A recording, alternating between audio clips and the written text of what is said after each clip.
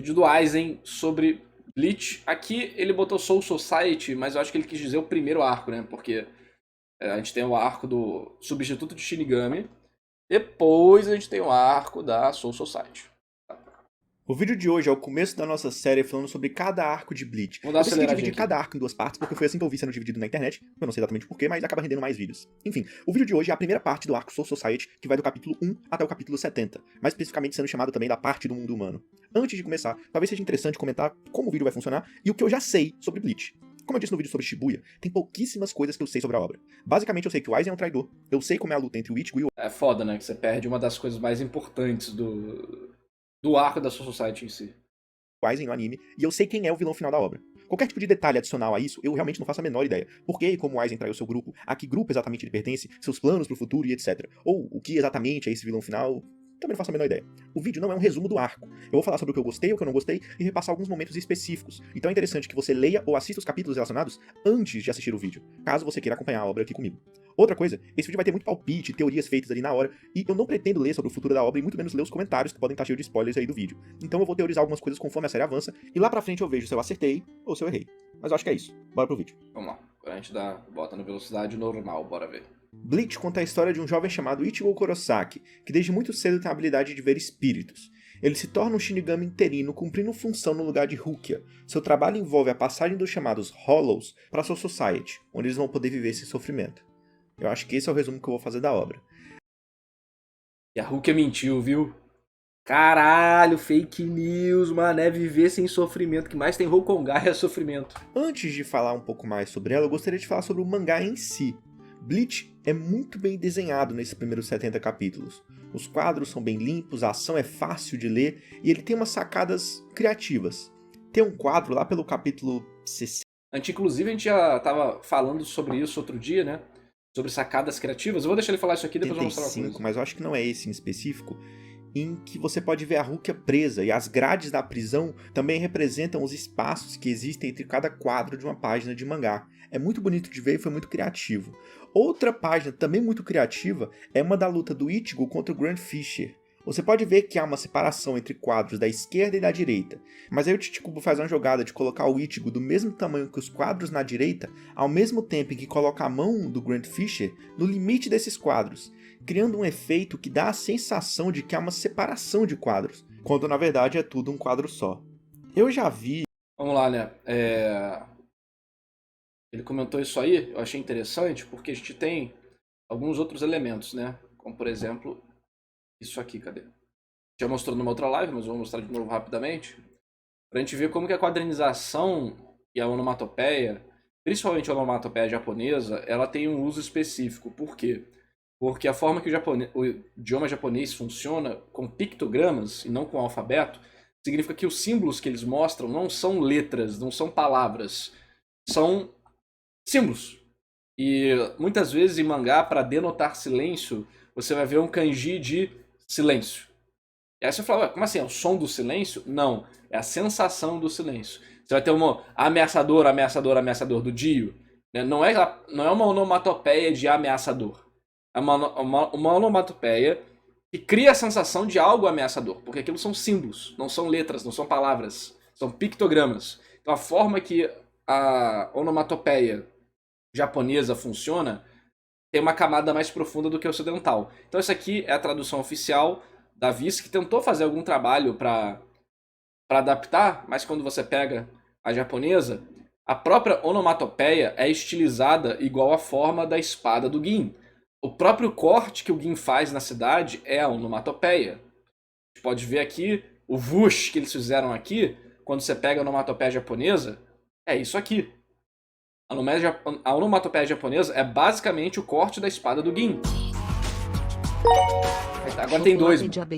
Mayuri literalmente sumindo Pronto. com habitantes normais por erro de Shinigamis. A maioria é poucas ideias. Então a gente vê aqui como que o Kubo ele trabalha muito a parte visual da obra e a sua experiência de leitura, como que ele quer que isso seja incrível. Não são todos os mangakas que fazem isso, tá? Alguns são muito mais tradicionais, outros são muito piores. Você vai encontrar todo tipo de execução. O do Kubo, ele está do lado dos caras que mais transforma a mídia no shonen, né? Você vai pegar obras alternativas, você vai ver muito mais coisa diferente. Mas na obra shonen, o Kubo é um dos que está mais lá em cima. Então você pegando aqui, por exemplo, essa aqui, né? Esse Vush, isso aqui é Vush. Seria a onomatopeia de velocidade de um golpe, né? Vush aqui em inglês. Mas quando a gente pega em japonês, a gente vê que isso aqui é o próprio golpe do Gin serpenteando como uma cobra até o seu alvo, né? Aqui, o Kabum não é o Kabum. Aqui é a própria espada do Gin. Aqui, entendeu? Isso aqui são os golpes que ele faz. Que você vai ver o golpe do Gin, ele é desenhado da mesma forma que a onomatopeia, né? Então, isso vai afetar muito a sua experiência de leitura. No roteiro em si, muda alguma coisa? Não. Mas quando você pega a experiência como um todo, você vai ter uma leitura absurdamente foda. Dinâmica, gostosa, limpa, e vai dar uma sensação de movimento mesmo numa página parada. Por isso que da quadrinização geral dos Big Three, a de Bleach é disparada a melhor, né?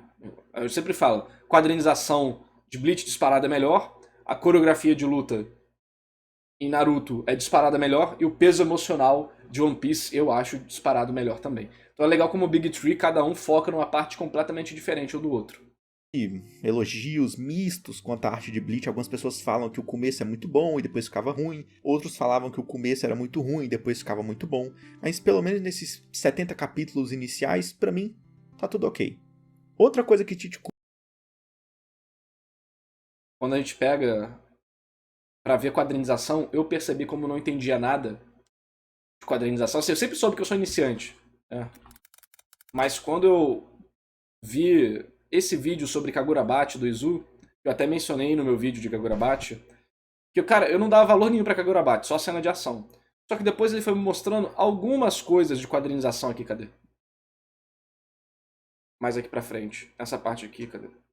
Aqui. Ele foi mostrando algumas coisas de quadrinização que eu falei, caraca, primeiro, o Izu manja muito, já sabia disso, mas é sempre bom você ser relembrado disso. E também que o autor, ele sabe o que ele tá fazendo. Por mais que ele peque em outras partes, ele fez coisas muito legais na quadrinização, que a gente não percebe. Esse que é o maluco. Essas coisas não são percebidas. A gente só percebe quando dá errado. Quando dá certo, a gente não percebe. Entendeu? Então, quando você pega pra ver essa questão de quadrinização em Bleach, ela é top tier shonen desde o início. Kubo é muito bom em fazer quando se fala de arte, isso fica bem mais óbvio, é na hora de criar o visual dos seus personagens. Mas o desenho podia ser melhor. Não, o desenho, é que assim, o desenho do início de Bleach não é ruim. A diferença é que conforme o Kubo evolui, ele vira um dos melhores ilustradores do Japão, só isso. Só que eu daria tudo pra desenhar igual o Kubo desenhava no início de Bleach. Porra, tá maluco. Absurdo. Só que em comparação ao que o Kubo conseguiu se transformar no futuro, é sem comparação, né? Se você ler Naruto, você vai perceber que não há muito... Não. Pera aí, tem um monte de assunto. Eu tô falando que Kagurabachi tem vários problemas, mas o Izu conseguiu me mostrar como tem uns elementos de quadrinização bem pensados, além do combate. Eu falei, pô, legal. E aí quando essas coisas a gente não percebe. A gente só percebe quando a gente manja. Ou quando tá errado, entendeu? E Bleach, desde o início da história, é muito bom em quadrinização, fazendo você ler aquilo de forma maravilhosa. Inclusive tem nos meus vídeos. Eu comento um pouco mais sobre quadrinização, porque eu vi que a galera gosta de um vídeo que não fala só sobre narrativa. Bem uniforme e definido para todo mundo em Konoha. Vários ninjas usam aquele uniforme padrão, mas a maioria dos personagens importantes tem uma roupa única. Sakura... Ô Davi, sem problema nenhum, mano. Muito obrigado aí pela sua presença. Vamos assistir os seus vídeos, sim. Pode ficar tranquilo. Que bom que você criou uma conta aí pra poder conversar com a gente. Fico feliz, cara. Usa rosa, Naruto usa laranja. Troca o Toninho pelo novo vídeo da Gabi? Beleza. Valeu, Davi. Tamo junto. Mais um. Reage ao que aconteceu com as creepypastas da senhorita Sunny Cat. Beleza, Noctis. Tamo junto. Valeu. Vou dar um exemplo. Se você ler Naruto, você vai perceber que não há muito bem uniforme e definido para todo mundo em Konoha. Vários ninjas usam aquele uniforme padrão, mas a maioria dos personagens importantes tem uma roupa única. Sakura usa rosa, Naruto usa laranja, Sasuke usa azul, Jiraiya usa vermelho, Tsunade usa verde. Você pode ver isso em muitas outras obras. One Piece também é muito livre nessa questão de visual. Bleach, porém, se restringe muito quanto a isso. Os civis usam roupas normais, mas os Shinigamis usam kimono preto, os Quincy usam branco e os capitães usam uniforme preto e branco. Mas veja como a obra consegue contar muito sobre o personagem apenas com esse visual. Na história, essa raça chamada Quincy, que ao invés de exorcizar os Hollows, os matava diretamente, o que fez com que eles tivessem um conflito com os Shinigamis. Mas no fim, os Quincy foram aniquilados, sobrando, pelo menos até o momento, apenas o Ishida. Suas primeiras aparições, antes de contar sobre sua história, já dizem muito. Ele diretamente antagoniza Ichigo, ele usa branco para contrastar com o preto dos Shinigamis e usa uma arma de longo alcance, para também Inclusive, quando eles se encontram no momento de conflito, o Ichigo tá usando roupas casuais e o Ishida tá usando roupa formal. Todos eles, ele é constantemente um contraste pro Ichigo. Contrastar com o combate direto através de espadas que é feito pelos Shinigamis. Urahara é um outro exemplo disso. E aí também tem outro ponto interessante, né? Por que em Bleach as pessoas usam uniforme? Ele é antítese, não pode dar spoiler não, calma lá. Por que em Bleach as pessoas usam uniforme, né? É só porque é legal? É kakoi? Não, até esse ponto o Black Clover meio que resolveu essa questão botando um sobrepeles, né? Só um mantinho, uma manta aqui em cima do ombro. Como é que outras obras trabalham uniforme? É um pouco mais raro você ver isso, porque tem um problema muito sério de desenvolvimento visual dos personagens. Claro, você vai ter os detalhes, acessórios que mudam, o Bleach faz isso. Mas por que os personagens usam uniforme em Bleach? Falaram que a Soul Society é uma ditadura, são militares, mas você vai encontrar, os Arrancas também usam uniforme. Os Quincy's também usam uniforme. Os únicos que não usam uniforme são os Fullbringers. Talvez se eles usassem, o povo ia gostar mais dele. Mas os uniformes em Bleach, eles estão conectados com outros elementos, macro-elementos da trama. E você vai ver que é sobre questão de regra, de o peso que vem de cima para baixo, como que o grupo sacrifica o indivíduo, morra pela Soul Society. Né? O Yamamoto fala isso, o Mayuri cita isso que o Yamamoto fala. A gente tem também a própria Rukia, que vai ser morta pela Soul Society. Ninguém questiona a Soul Society, quem questiona é excluído, é destruído, é exilado. Então o uniforme, ele representa a perda da individualidade. É por isso que escola tem uniforme. Para que os alunos não se destaquem uns dos outros e gerem problemas. Ali é todo mundo igual. É para isso que o uniforme serve. Então em Bleach, o tema dos uniformes em geral mostra muito como existem forças maiores amassando as pessoas que tentam sobreviver nesse mundo caótico. Um dia, quem sabe, eu posso fazer uma análise a fundo dos elementos do uniforme, porque fashion, estética, é algo muito importante para o Kubo. Então, por que ele escolheu as pessoas usarem uniformes? Né? Uma coisa que, objetivamente, atrapalha a identificação dos personagens. Tem um motivo a mais, porque aquilo representa outros conceitos da obra. Né? Então, a gente tem esses elementos que vão sendo manifestados conforme o tempo passa. Né? Sobre a própria opressão de diversos conceitos. No caso, a morte. Né? O tema principal de Bleach, a morte, a opressão da morte, que é algo que pega a todos, uniformemente. E a opressão da morte é enfrentada por quem? Pelo Yhwach. Então você vai vendo que existem... Não é que tipo, caralho, isso foi mega pensado pelo autor pra ser um puta comentário social foda, não. São só elementos que naturalmente são derivados das premissas interessantes da obra. Então se você quer um mundo pós-vida onde as almas não têm lá uma vida tão boa assim, onde você tem um governo opressor, você vai arranjar formas de identificar isso. E uma forma de oprimir o indivíduo é tirando a sua identidade. E por aí vai, né? Então tem várias coisas que vão acontecer. Os próprios Arrancas trabalham essa questão de identidade deles. A identidade da morte deles. Eles têm a identidade como tipo de Arranca, um Adjuka, um Vastolord. O Grindial trabalha muito isso, ele quer virar um Vastolord. Você tem, depois com os Quincy's, é menos trabalhado, mas está lá. Infelizmente, como trabalhou também, a parte como eles são devotos ao Yhwach, como eles querem estar junto do Yhwach, querem ser sacrificados pelo Yhwach, querem ser levados, enfim.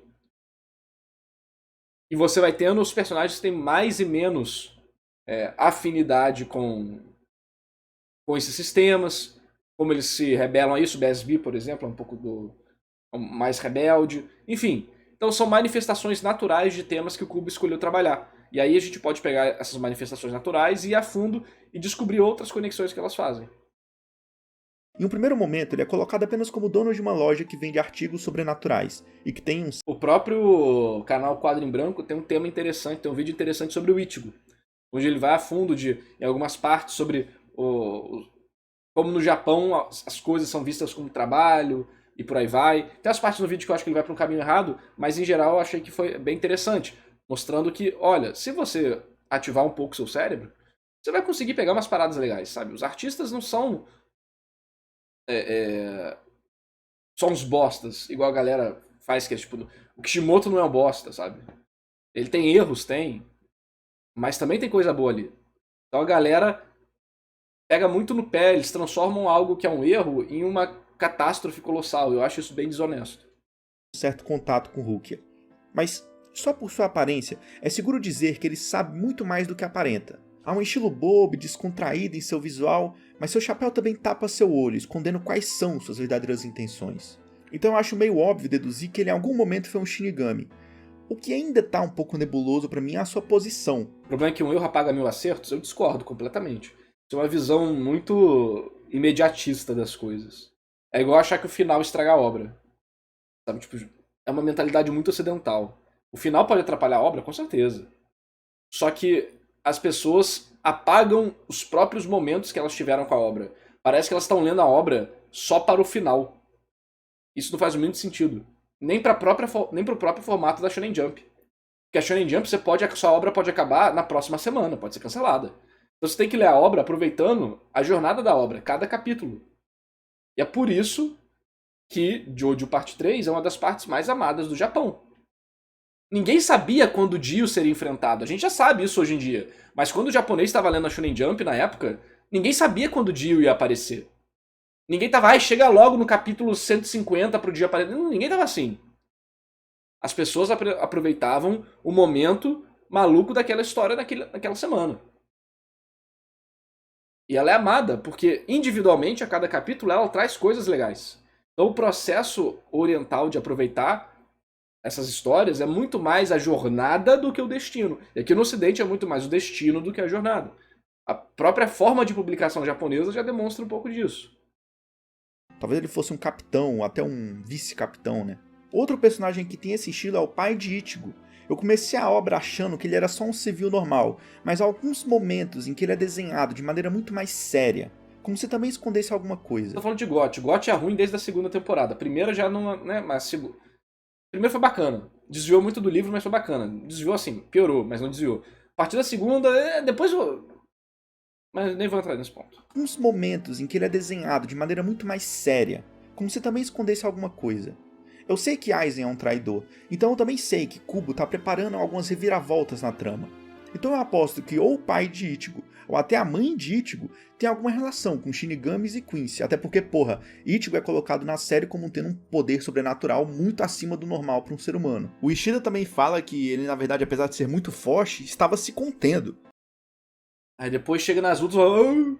o Power Scaling tá bagunça. Não, cara, o Ichigo sempre foi absurdamente poderoso desde o início da obra. E isso é constantemente martelado na sua cabeça. Só que aparentemente as pessoas caem na Bankai do esquecimento. A Bankai do Aizen só pode ser essa. Que indica que ele é mais forte ainda, ou seja, normal esse filho da puta não é. A mãe do Ichigo... Não é à toa que o nome dele é Aizen. O cara tá usando o cérebro. Já tá acima de muita gente. Não teve muita aparição e a presença dela ali estava um pouco mais orientada para ajudar o personagem a seguir em frente, né? Então, eu acho que eu apostaria um pouco mais minhas fichas do lado do pai, de ter essa conexão com esse mundo sobrenatural. E mesmo sem necessariamente criar personagens que, pela aparência, podem indicar que é uma reviravolta para eles, Kubo é muito eficaz em simplesmente desenhar esses personagens e torná-los marcantes, apenas pelo rosto e cabelo. É comum você ver personagens com acessórios ou um estilo diferenciado simplesmente porque é foda e fica foda. E desenhar personagens marcantes estando tão limitado em questão de vestimentas quanto o Kubo está, pelo menos nessa reta inicial da obra, é bem difícil. Por fim, nessa questão de visual, um personagem que me chamou bastante atenção foi o do Zangetsu. Ele é muito parecido com o vilão final de Bleach. Talvez ele seja o vilão o tempo todo, a gente não sabe, pelo menos não nesse momento da obra, né? Ou às vezes é só uma coincidência, vamos ver. Eu vou me atentar um pouco mais a esse personagem na medida que ele for aparecendo ao longo da obra. Espero que ele consiga perceber quando, cara, o Shiro fala, eu sou o Zangetsu. O Zangetsu dentro do mundo do Ichigo, o Zangetsu absorve a Heiatsu, absorve o Shiro. Cara, o Zangetsu absorve o Shiro. Porra, não é possível que as pessoas não percebiam isso, cara. Fora tudo que já falou das outras lives e tal. Mas, mano, o Zangetsu absorve o Shiro. Absorve, literalmente, absorve. Depois ele se funde com o Shiro, igual o Kyuji faz lá com o Aion.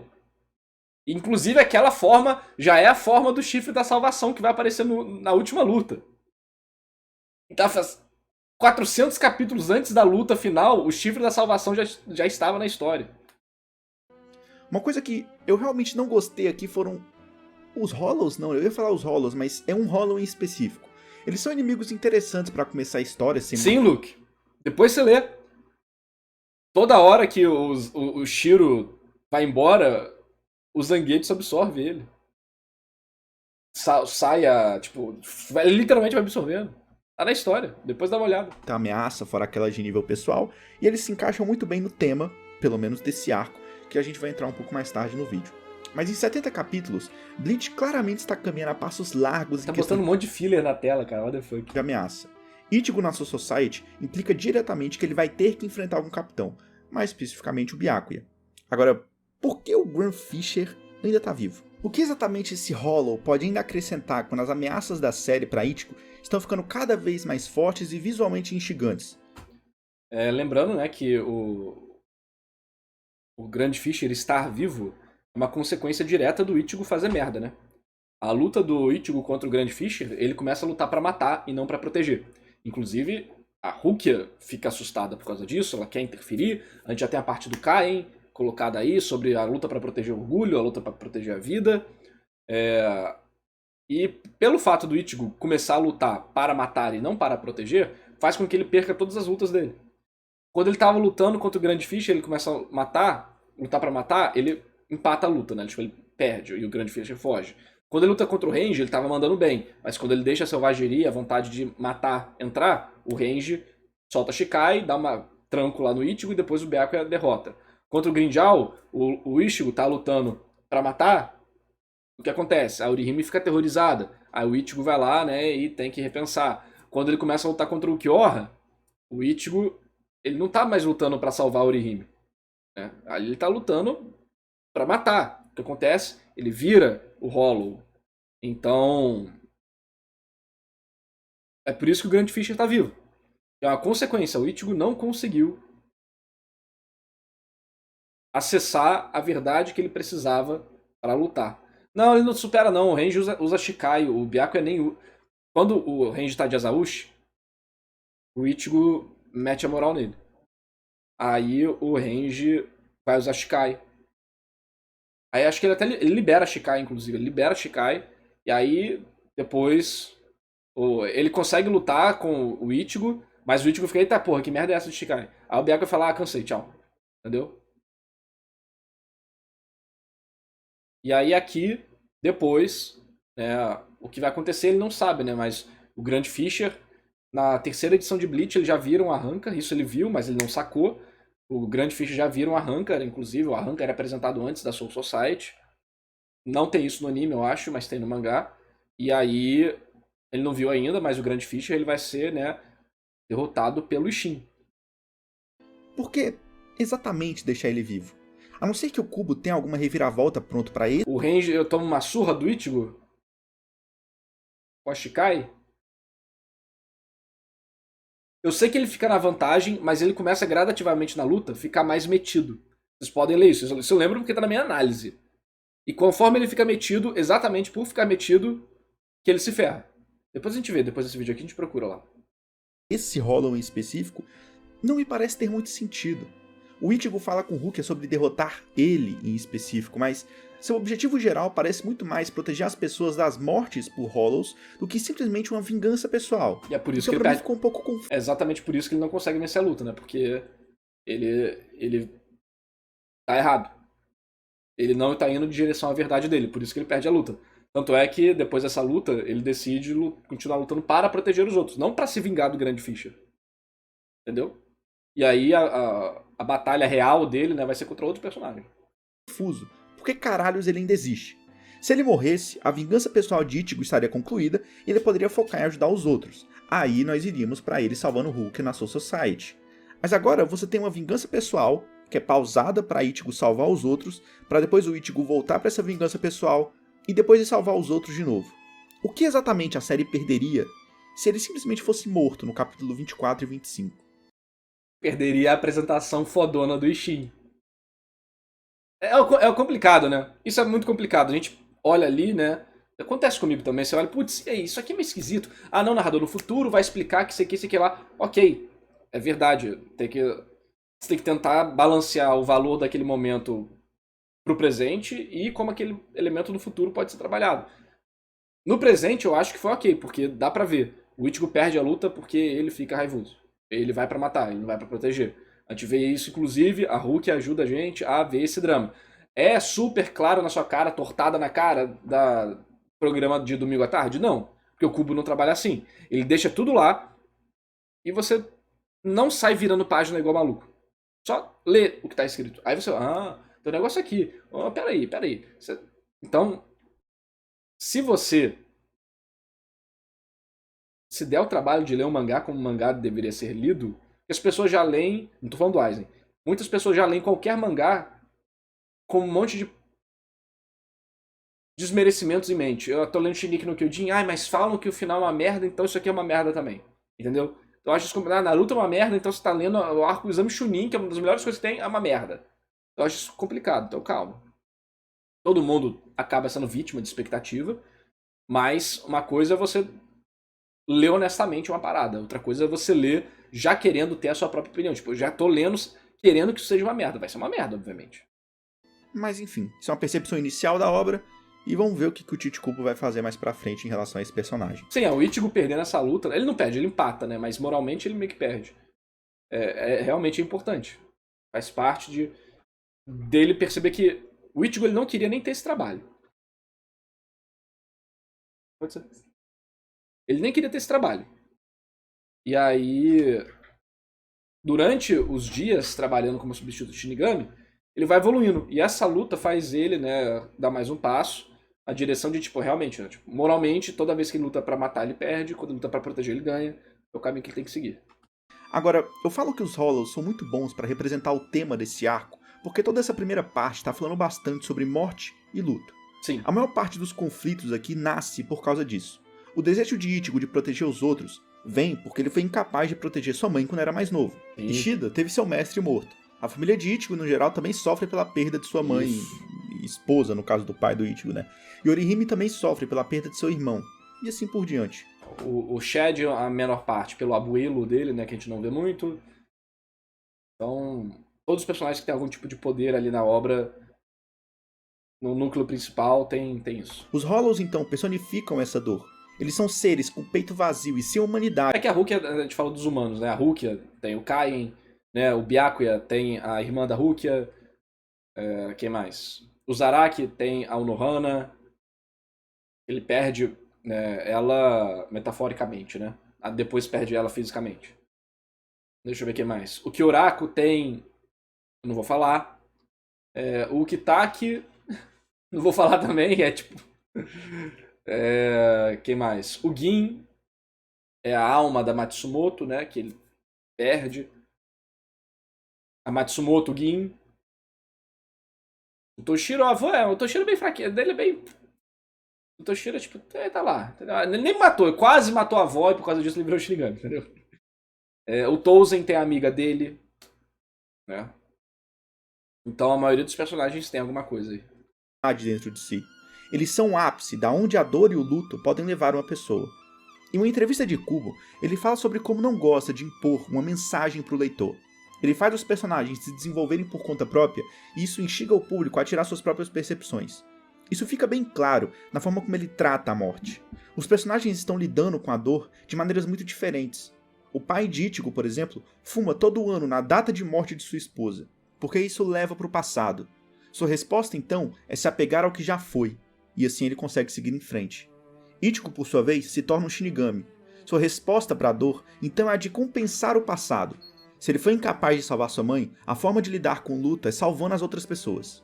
Ishida entra em uma jornada muito mais autodestrutiva para si mesmo, o que também reflete a merda que ele faz deixando aquele monte de Hollows entrarem no mundo apenas para amaciar seu ego em uma disputa contra Ichigo. Ele viu seu mestre morrer, e desde então, ele tenta superar o passado ficando cada vez mais forte. Quando falam que Jujutsu Kaisen bebeu muito de Bleach, fica muito claro aqui. Há uma ideia geral colocada, e ao invés da solução definitiva, o autor faz com que vários personagens tenham diversas soluções que funcionam para eles, e cabe a você, leitor, pensar em qual também mais te agrada. Eu acho que há dois caminhos que a série vai seguir. Talvez a morte, o luto e a perda no geral continuem sendo ideias básicas que vão ser trabalhadas da perspectiva de cada personagem ao longo da obra. Ou a série pode avançar esses temas para assuntos relacionados. Por exemplo, há uma implicação nesses capítulos finais ali entre os 60 e 70 de uma nobreza dentro da própria Soul Society. Então o resto do arco pode muito bem discutir sobre o dever de Byakuya, como membro dessa nobreza, a cumprir o papel que é o esperado. Basicamente é isso. Não é na cara da gente, né? Porque são várias tramas acontecendo, mas o questionamento das pessoas com Byakuya é isso. Por que você luta para matar a sua própria irmã? Ele fala, pô, eu tenho que fazer isso. Porque se eu não fizer isso, nada na minha vida faz sentido. E aí, isso tem outras implicações até em relação a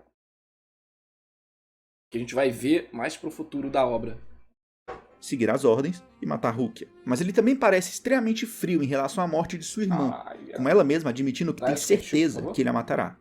Talvez então Byakuya também seja alguém... Aí, mano,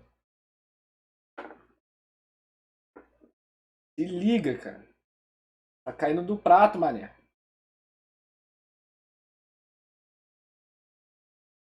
Tem um pedaço em cima do outro e tal. Caraca, hoje eu vou dormir rolando. É atormentado pela morte de Minha mãe que faz a pizza, inclusive, tá? Ela cozinha e tal. Mineira. Ela faz pizza, ela faz hambúrguer, tudo artesanal, ela que faz. Então. Deixa aqui. Tá. Obrigado, mãe. Então aqui é a pizza caseira. Muito boa. Adquirido, e por isso desenvolveu esse senso de dever avassalador, que vai entrar em conflito com o amor de Ichigo por Rukia. E quando eu falo amor, não é no sentido que alguns de vocês podem estar imaginando, mas é simplesmente que Rukia é a responsável por dar a Ichigo as ferramentas iniciais nas quais ele pôde se sustentar para salvar as pessoas. E salvar as... Olha o que acontece quando você lê Bleach. Caraca, mané. Realmente é o Aizen. as pessoas para Ichigo é superar seu passado. Então você teria esse choque dentro do arco, da lealdade a um grupo representado por Byakuya, a nobreza da Soul Society, e da lealdade pessoal representado por Ichigo para Rukia. E por trás dessa disputa, aos temas envolvendo morte e perda pairando o ar. Mano, joguei ketchup no meu pau. Sou muito animal. Puta que pariu. Guiando as visões de mundo por trás. Esse choque dentro do arco, da lealdade a um grupo representado por Byakuya, a nobreza da Soul Society. Obviamente tá com a calça em cima, mas mesmo assim desconfortável. E da lealdade pessoal representado por Ichigo para Rukia. E por trás dessa disputa, aos temas envolvendo morte e perda pairando o ar, guiando as visões de mundo desses personagens. Caiu na bandeja também, a bosta. E da lealdade pessoal representado por Ichigo para Rukia. E por trás dessa disputa, aos temas envolvendo morte e perda pairando o ar, guiando as visões de mundo desses personagens. Também seria um caminho muito interessante para a obra seguir. Mas vamos ver. No geral, eu acho que é isso. Bleach tem uma introdução um tanto quanto chata, que começa a ganhar corpo ali por volta do capítulo 25 a 30, quando Eu acho que o primeiro capítulo de Bleach é o pior do Big Tree. O primeiro capítulo de Naruto eu acho que é o melhor, depois é One Piece, depois é Bleach. A parte do pai do Ichigo prejudicou muito o primeiro capítulo pra mim.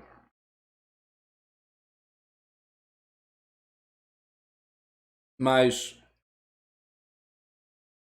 no vácuo, eu não acho que o início de Bleach seja chato. Porque eu acho que ele faz um trabalho muito bom de monstro da semana. Pra estabelecer os conceitos de forma muito competentes, tanto é que são amados até hoje, né? Mas, de fato, o Naruto é muito bom nesse início. Eu acho... Até o Baratie...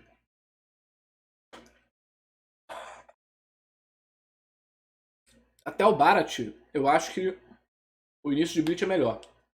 Por exemplo, a parte do bug, tem o do cara perdido que fica preso no baú. Naruto já acho muito bom. A invasão do país da névoa e tal é muito bom. O início de Naruto é muito bom, não tem como.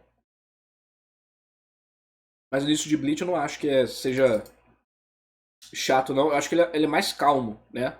Quando você compara com o shonen de hoje em dia, Jujutsu, Kimetsu, Boku no Hero, até que Boku no Hero não tanto. Mas você pega os shonens hoje em dia, cara, é maluquice desde o início. Nos 3 primeiros capítulos, os caras já apresentaram o mundo inteiro, já fizeram tudo, maluquice, não tem nem tempo de respirar. Segundo capítulo é Exame Chunin já. Você fica, hã? A série dá um bom motivo para Ichigo seguir em frente, dá mais profundidade aos personagens que antes eram usados basicamente como alívio cômico, tipo o pai do Ichigo, ou a família do Ichigo inteira. O Monstro da Semana em Bleach é muito bom. Melhor do que o Monstro da Semana de Shaman King, por exemplo, e de Yu Yu Hakusho. E adiciona mais a esse universo através dos Quincy, e lá pro capítulo 50 a 60, com a Soul Society sendo mostrada de fato através de seus capitães e alguns cenários. Dizem que essa segunda parte da Soul Society é o ápice da história, mas veremos. No fim, eu acho que é isso, e tchau. Muito bom. Muito tempo atrás desse canal. Aizen mostrou que de fato ele sabe ler mangá. Olha que loucura. Quando o cara lê. Caraca, Maria. Parabéns, Aizen. Gostei muito do vídeo. É isso aí, tamo junto. Ele acha que Soul Society é o primeiro arco todo. Mas é um detalhe de nomeação só, pô.